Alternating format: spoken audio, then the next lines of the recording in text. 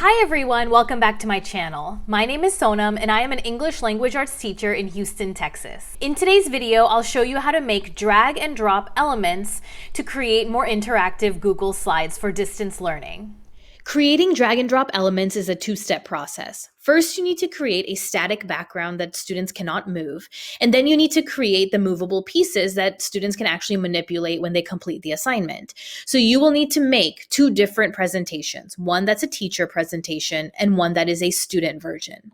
In the teacher version, you can see that if I posted this on Google Classroom, students would be able to move all of these pieces and edit all of the different components of the slide. And I don't want that. I want this background to be completely static. So once you complete your entire assignment in Google Slides, you go to File, Download, and click PNG image, current slide. This turns your assignment into a static photograph that you can then post as a background.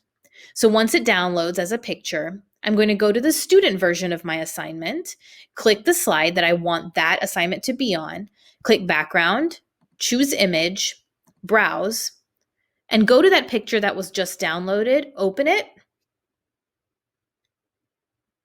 And now you can see it has become the background of this assignment, and I can't move any of these components. Another option is having your teacher version of the assignment on Microsoft PowerPoint instead of Google Slides, and that's what I like to do. So here in PowerPoint, I have my run-ons and fragments assignment, and as you can see, it has many, many slides. Again, all the pieces of these slides are movable, and that's not what I want. I want it to be static.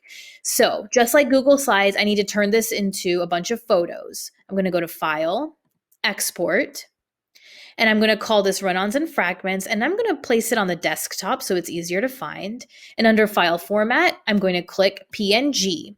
Notice that PowerPoint gives me the option of turning every slide into a photo, whereas Google Slides, I would have to do this with every single slide. So this saves me a lot of time. By clicking Export, Microsoft PowerPoint turns this entire presentation into a series of photos, and that's perfect. So I saved so much time doing it through Microsoft PowerPoint.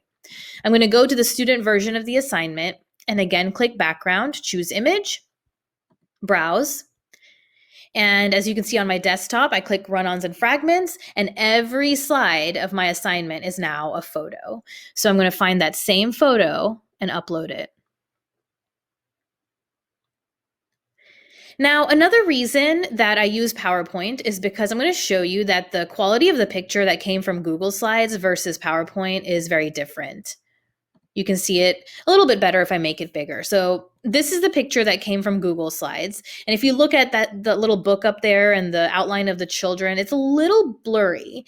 Whereas if I go to the picture that came from Microsoft PowerPoint, it's so clear and crisp.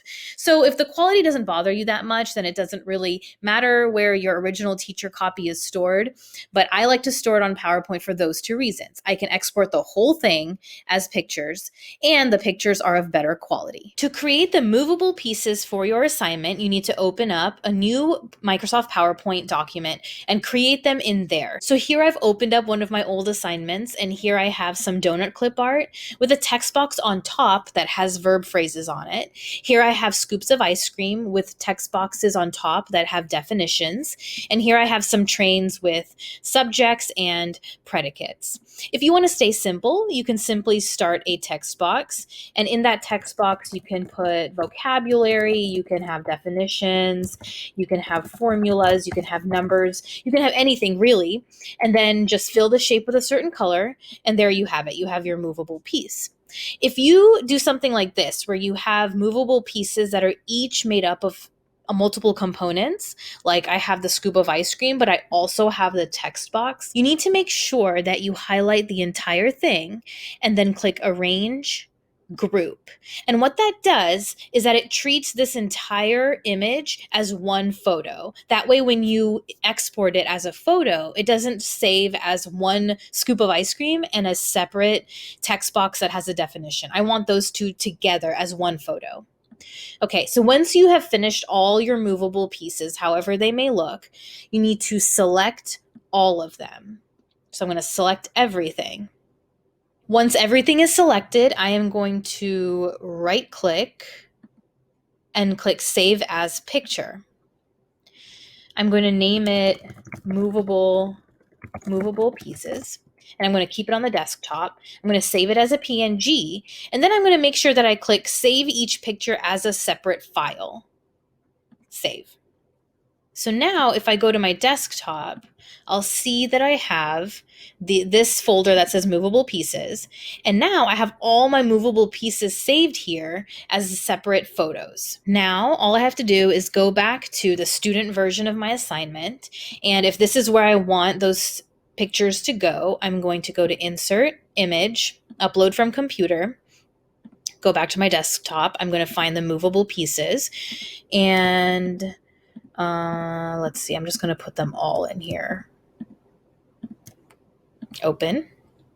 And now all the pieces are here. And if I want to, I can just click that and click Format Options, Size and Rotation. And I'm going to lock the aspect ratio. What I want to do is make these smaller. So I'm just making them all smaller at the same time. There we go. That's good. Okay. And then I can move each piece off to the side, just like that. And students will then be able to move these pieces and complete the assignment according to your direction. Notice that students will not be able to edit the words that are on the scoops of ice cream or on the donuts. This is functioning as a picture completely by itself. You can make it look a little bit more neat by highlighting all of the pieces and going to Arrange, Align, Center, Arrange, Distribute vertically, and that creates a nice column for all of your pieces. So everything just looks neat and tidy. I'm going to do the same thing with the donuts. I'm going to highlight all of them, Arrange, Align, Center, and then Arrange, Distribute. Actually, I'm going to align this one top. So now it's taken all of those donut pictures and put them right on top of each other, almost like a deck of cards. So students can pull one after the other, like they're grabbing one card at a time. Okay, so that's one way that you can do it. And when you're done, you simply share this on Google Classroom as a Google Slides presentation and allow each student to make a copy so that they can move around all of these pieces. So that's how you create drag and drop elements to turn any basic worksheet into a more engaging experience for your students. If you get started working on your own resources and you run into any questions, please leave them in the comment section below and I'll be sure to answer them. Please click the subscribe button below for more teaching tips. Thank you so much for watching. I'll see you next time.